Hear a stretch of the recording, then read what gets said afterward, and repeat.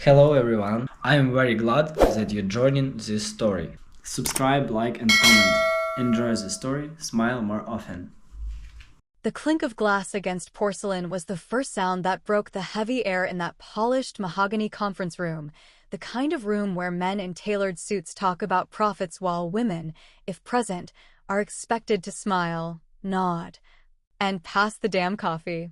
I sat near the far end of the table, exactly where Margaret had motioned for me to sit earlier, away from the main conversation, near the serving tray, beside the carafe of coffee like some obedient little housewife from a 1950s brochure. My name wasn't on the meeting agenda. It never had been. Not once in the 6 years I'd been married to Daniel did they ever consider I might have something to say. And yet, I was always expected to show up, to smile, to clap at the right moments, and to serve. Margaret, in her usual understated designer dress, sat 3 seats from the head, her posture stiff with self-importance, chin tilted slightly up like she was afraid breathing the same air as the rest of us might wrinkle her Botox. She turned her head slowly toward me with that rehearsed, syrupy smile she wore like armor. "Claire, darling," she said, voice so sweet it could rot teeth, "would you be a dear and pour the coffee?" Her words floated through the room like perfume, subtle but stinging. The men chuckled softly, one of those polite corporate chuckles, the kind that masks discomfort while reinforcing hierarchy. Even Robert, the CEO, allowed a tight-lipped smirk, clearly unsure whether to laugh or look away. And Daniel, my husband, my ever-dutiful, ever-spineless husband, didn't say a word. He kept flipping through the presentation slides on his tablet, pretending he didn't hear the jab. He'd become very skilled at selective deafness, especially when it came to his mother. I didn't flinch. I didn't smile, either. I just reached for the pot, hands steady, nails neat, and started pouring. One cup, then another. I moved from person to person, pouring coffee like I had no other purpose in that room. Inside, something burned, low and slow like a simmering pot about to boil. But my face stayed calm, unreadable. That was the key. You never let them see it coming. Funny thing is, people like Margaret always mistake quiet for weakness. They think the woman who doesn't interrupt, who doesn't raise her voice, who doesn't grab credit for every goddamn thing, is somehow lesser. That's what she thought of me from day one. When Daniel brought me to our first family dinner, she looked me over like I was a pair of knockoff heels. "She's very reserved," she'd said. That was her polite way of saying, she's not good enough. I was never loud or flashy, not the kind of woman who tried to impress at dinner tables or talk business over brandy. But I listened. I always listened. Back then, Margaret didn't know my last name, my maiden name, had quietly sat on top of some very old money. Not the flashy, obnoxious kind of money her family loved to throw around in country clubs and charity galas, but the kind with roots in ownership, stocks, and holdings that outlived board members and trends. But I never corrected her assumptions. I never told her I had a degree in finance while she was still trying to pronounce EBITDA correctly. I never told her that I owned more of her family company than her own son did. Daniel, poor Daniel, had no clue. He thought he was the breadwinner. He thought the contacts he brought into the business were the lifeblood of the company, never realizing the largest investor behind those deals sat across from him at breakfast every morning.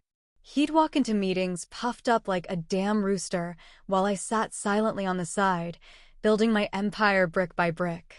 So, yes, I poured the coffee. I let them chuckle. I let Margaret smirk and nod with her smug satisfaction, thinking she'd once again put me in my place. That's the thing about people like her, they love to remind you where they think you belong. But I wasn't sitting there because I didn't have power. I was sitting there because power doesn't always scream. Sometimes it whispers. Sometimes it waits. And me? I was waiting. Because I knew what was about to walk through that door. I knew exactly what was about to happen, and I'd waited patiently year after year, insult after insult, for this one moment to unfold exactly the way I wanted.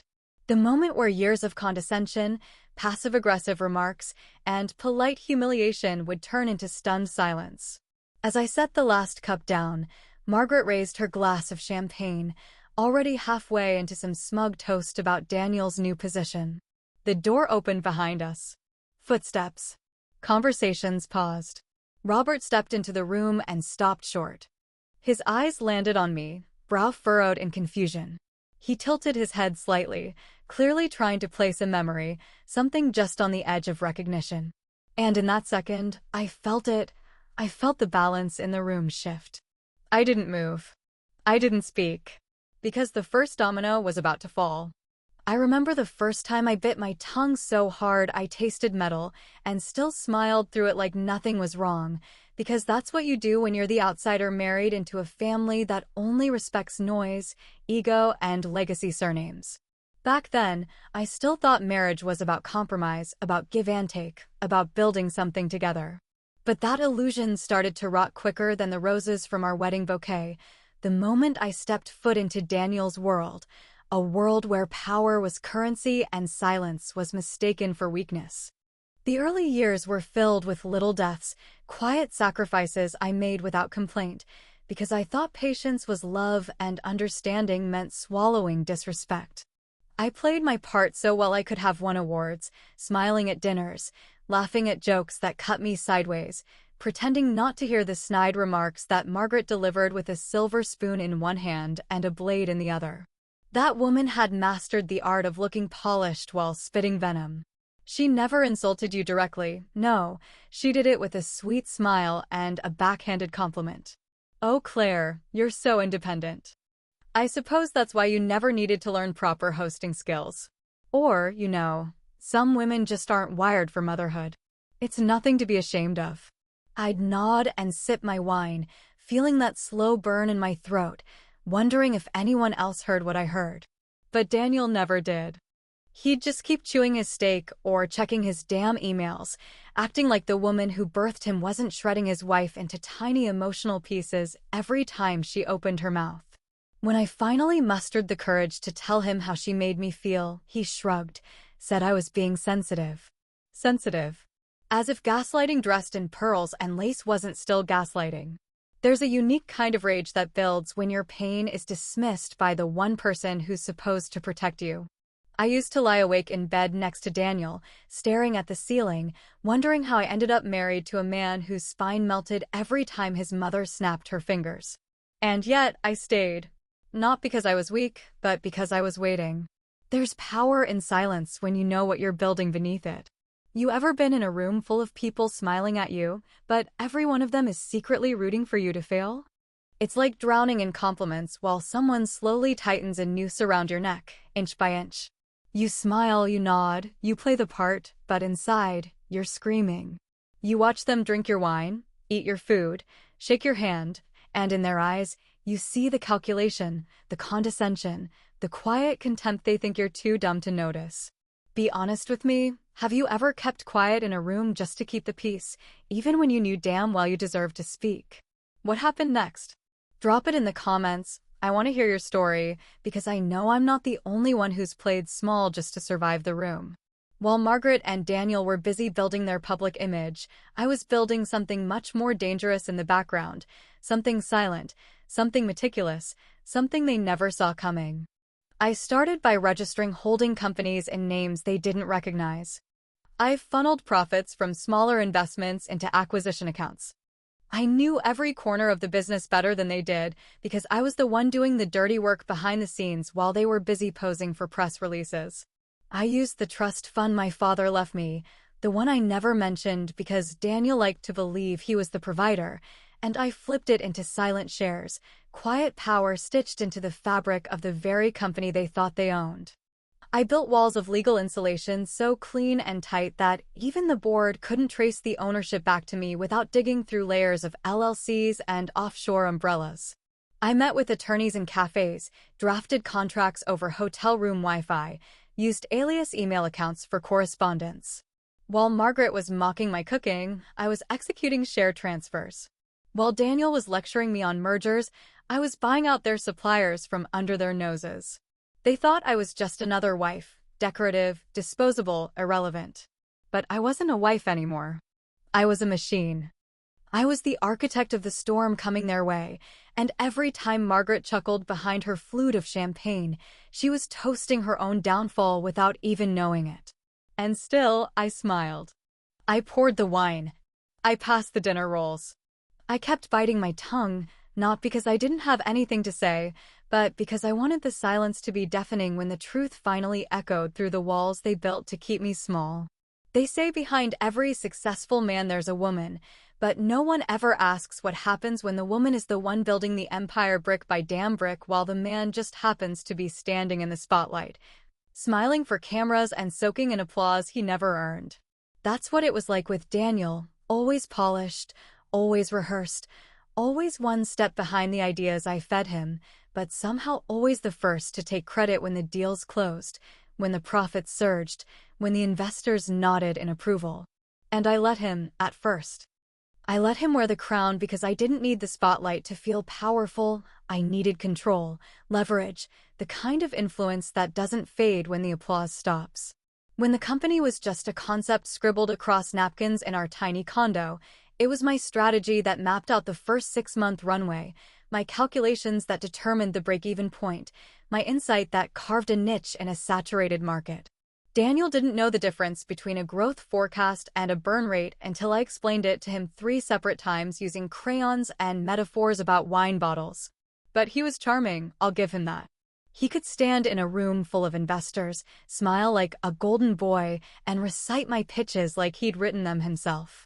And they believed him, because he looked the part. Tall, clean-cut, Ivy League sounding without the actual Ivy League. He was a walking resume in a tailored suit. But I was the one writing the damn content. I remember the first big deal that changed everything, how we sat up until 2 in the morning rehearsing the pitch I wrote, refining every word, every data point, every projection slide until it ran like a symphony. I remember the way he stumbled over the financial model, how I had to stop him mid-sentence and coach him through the numbers again. But when he walked into that boardroom the next day, no one saw the woman behind the curtain. They saw the man with the clicker and the PowerPoint, the man with the rehearsed answers, the man who didn't even know he was quoting me word for word. And when the investors handed him a check, Margaret threw a party that same weekend, praising Daniel like he'd built Rome with his bare hands. Margaret adored those moments. She lived for them. Her son, the visionary, the entrepreneur, the next generation of leadership. She never questioned how he got there, never bothered to wonder who was steering the ship while he posed at the helm. And every time she toasted his success, she looked at me with that smug little smile, the one that said, "He's everything, and you're just his wife." She had no idea that I owned the floor she was standing on. Because while Daniel was giving speeches and Margaret was ordering custom cakes with the company logo, I was structuring acquisition deals through shell corporations, slowly buying controlling interest through anonymous entities. I knew every loophole, every blind spot in the shareholder agreement, every clause that gave me an advantage if I moved quietly enough. I was the architect of our success, but I built it in silence, using the shadows as scaffolding. My name didn't need to be on a plaque to control the building, I just needed the keys to the vault.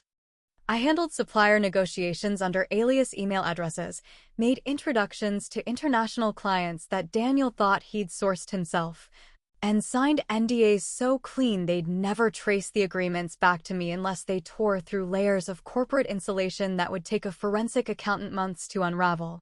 I built a wall between my influence and my identity, not to hide, but to protect the leverage I was accumulating. Power, when wielded right, is untraceable until it's too late. Even Robert, the CEO, had crossed paths with me once at a private investor conference. He saw me across a dimly lit rooftop lounge negotiating terms with a major stakeholder. He even approached me briefly, trying to place me, probably assuming I was someone's assistant or legal advisor. He shook my hand, asked me who I was with, and when I smiled and said, "Independent investor," he nodded politely and moved on. He never remembered my face after that, not until recently, not until the moment in that conference room when something flickered behind his eyes, some vague memory clawing its way back from years ago. But Margaret, bless her deluded heart, still floated around like the queen of the empire, waving her wine glass at corporate events, telling anyone who would listen about the dynasty her son was building. I'd watch her sometimes from across the room, surrounded by sycophants and bored wives, rattling off metrics she barely understood and laughing too loud at jokes she didn't get. She'd beam with pride when Daniel spoke, always chiming in with her favorite lines, "It runs in the blood," or "Daniel's always had a sharp mind for business." And then one day, she leaned toward me during a quarterly dinner and said, with that same honey-coated venom she always used when trying to gut me without getting blood on her shoes, "Some women just don't have the mind for business. But don't worry, dear, you've found your place." I looked at her, nodded slowly, and took another sip of my wine, not because I agreed, but because the moment you know you hold all the cards, you don't need to play them just yet. Let her have her delusion, I thought. Let her believe she's winning. Because the best revenge isn't loud or sudden, it's silent, precise, and irreversible. It didn't happen all at once, no dramatic explosion or thunderclap to signal that the cracks had begun spreading across the carefully polished surface of their illusion, but rather, it started with small, almost imperceptible shifts, whispers beneath the noise, tiny misalignments in their tightly choreographed facade. These were the first signs that the scaffolding around Daniel's illusion of control was beginning to buckle, the first subtle tremors beneath the ground they so confidently strutted across, never suspecting that the foundation had been hollowed out right beneath their feet. It started with a single email. A simple message from one of our overseas partners regarding an upcoming logistics expansion, nothing flashy, just procedural details and a standard contract. But this time, the contract didn't land in Daniel's inbox. It didn't go to his assistant, and it didn't pass through the usual communication channels Margaret loved to oversee like a self-appointed gatekeeper. No, this time it was addressed directly to me. My name. No mistake, no confusion, no cutesy. Mrs. Daniel Carter, label to gloss it over. It was addressed to Claire Martin, my maiden name, the name tied to the trust accounts, the name buried deep inside the holding entities that quietly owned more of this company than Daniel ever would.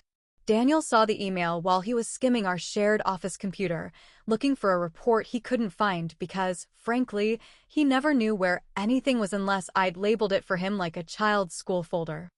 I saw the way his eyes froze on the screen, the way his jaw shifted slightly as he clicked through the attachments. He didn't say anything right away, just glanced at me over his shoulder and asked, far too casually, "Did you talk to the Vance group recently?" I smiled without missing a beat, shrugged, and replied, "Oh, maybe they're just confused. Probably a mix-up in contacts." He nodded, but not convincingly. I could see something flicker behind his eyes, a small spark of unease, like a dog sensing a storm long before the thunder hits. He didn't push, didn't ask more, and that was the most telling part. Because Daniel had always been more afraid of the answers than the questions. Confrontation required courage, and he'd long ago traded that in for comfort and denial. He wanted his world neat, orderly, predictable, and any truth that threatened to crack that fragile shell was simply swept under the rug until it became too large to ignore. When he mentioned it to Margaret later, her response was as predictable as a clock striking noon. She waved her hand dismissively, poured herself another glass of overpriced Chardonnay, and said, "Oh please, it's just an administrative error." Claire's name must have been somewhere in the old records. Honestly, Daniel, don't be paranoid. She's not exactly a boardroom fixture, is she? Then she gave me one of those fake little smiles, the kind she wore like lipstick, pretty on the surface, toxic underneath. What she didn't know, what neither of them knew, was that the contract had been addressed to me because I'd orchestrated the entire deal. I'd been the one who brokered the relationship with the Vance Group, negotiating over midnight calls and encrypted emails, structuring the terms in a way that gave our company a foothold in a sector neither Daniel nor Margaret had even considered exploring. It had taken months of quiet positioning, subtle meetings, and strategic backdoor discussions, moves they never noticed because they never bothered to look behind the curtain. Still, I played the part. I let Margaret dismiss it, let Daniel simmer in quiet insecurity. I kept my answers vague, my expressions soft, my tone gentle. It's easy to play dumb when everyone around you has already decided you are. I wore their assumptions like armor and used their condescension as camouflage, all while I kept moving my pieces on the board, planning 3 moves ahead while they were still congratulating themselves on winning the last one. But Robert, he was different. He was starting to see the cracks in the surface, the inconsistencies in the narrative Daniel and Margaret loved to parade around. At first, it was subtle, a question here, a glance there. He started asking where certain decisions originated, wondering how implementation timelines were aligning so perfectly with proposals he hadn't seen Daniel draft. During a quarterly call, he referenced a proposal outline and asked if Daniel could forward the original draft, only to be met with a blank stare and an awkward cough. Daniel hadn't written it. I had. Later that week, I received a short message from Robert's office, polite, professional, carefully worded. Claire, when you're available, I'd appreciate a few minutes of your time to discuss some strategic developments. I think there are insights you've contributed that deserve a deeper conversation. I sat quietly for a moment after reading it, letting the weight of those words settle. The moment had arrived, the first real acknowledgement from someone who mattered, someone who wasn't easily fooled by glitz or family titles.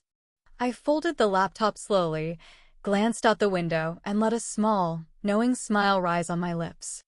Because while they were still clinking glasses and trading backhanded praise, the cracks in their illusion were growing deeper by the day. And soon enough, the whole damn facade was going to fall.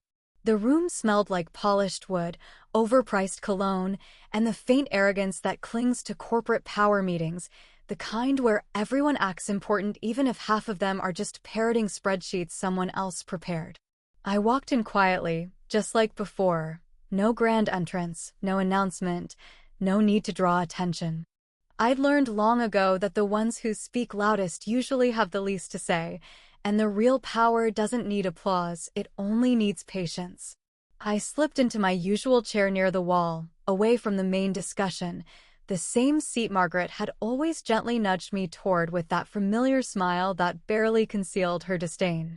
Daniel was already talking numbers, reciting profit margins and year-end projections like he actually understood half the jargon he was using. He looked polished, confident, playing the role he'd rehearsed 1,000 times, the golden boy in his element, basking in the spotlight that didn't belong to him. Margaret sat beside him, her hands delicately folded, her champagne glass within reach, eyes scanning the room like a queen surveying her court. She looked so proud, so pleased, as if the empire she'd clung to for years was still safely under her thumb. I sat in silence, crossing one leg over the other, watching the scene unfold like a play I'd already seen before. They were all so oblivious, so sure of their roles, so convinced that I was just a decorative piece in the room, a name on a guest list, a wife at the edge of relevance, nothing more. But the air felt different that day, heavy with something unsaid, electric with something waiting to detonate. Maybe they sensed it. Maybe they didn't. But I knew. I'd known from the moment I decided to finally stop hiding in plain sight. Margaret turned toward me at one point, swirling her champagne lazily, and smiled with that signature blend of superiority and fake warmth she'd perfected over the years. "You should be proud, Claire," she said, voice syrupy, dripping with condescension. "Your husband's the face of our legacy now. Isn't that something?" She lifted her glass in a soft toast, as if she were offering me a consolation prize for being invisible. A few others chuckled politely. I didn't. I just nodded once, slowly, letting her believe, one last time, that she was still in control of the narrative. And then the door opened. It wasn't dramatic. No loud bang, no echoing footsteps. Just the sound of hinges and a brief gust of cooler air as Robert stepped in, briefcase in hand, suit crisp, eyes scanning the room like usual, until they landed on me. That was the moment it all shifted, not because he stormed in with an announcement, but because his face changed.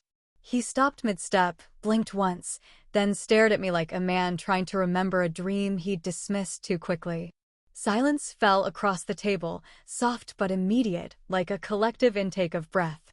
Robert took a step forward, still looking at me, confusion turning into realization, and then finally into something resembling disbelief. His voice wasn't loud, but it cut through the room sharper than any shout ever could. "Wait, aren't you the owner of this company?" The words hung in the air like smoke, twisting into every corner of the room, seeping into the ears of those who still hadn't fully grasped what they'd just heard. For a few seconds, no one moved. Not a single word was spoken. And then it happened. Margaret's hand, still holding the champagne glass, began to tremble. The glass slipped from her fingers, hit the edge of the table, and shattered on the floor with a sharp, violent crack that echoed louder than any response she could have mustered. She stared at me, mouth slightly open, eyes wide, color draining from her face like water from a broken vase.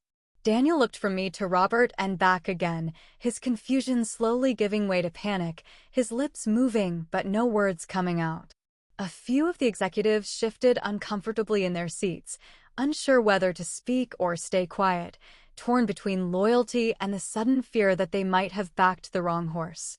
All eyes were on me now, every ounce of attention that had once belonged to Daniel and Margaret now redirected, sharply, unavoidably, to the woman they'd always dismissed as decoration.